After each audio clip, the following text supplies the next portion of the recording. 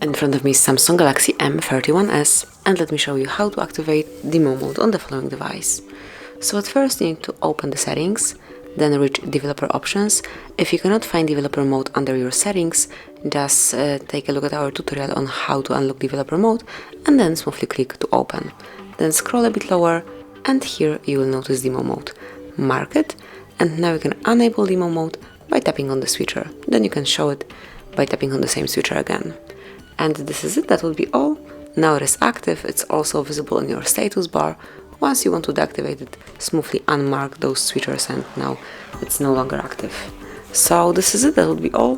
Thank you for watching, please subscribe our channel and leave the thumbs up.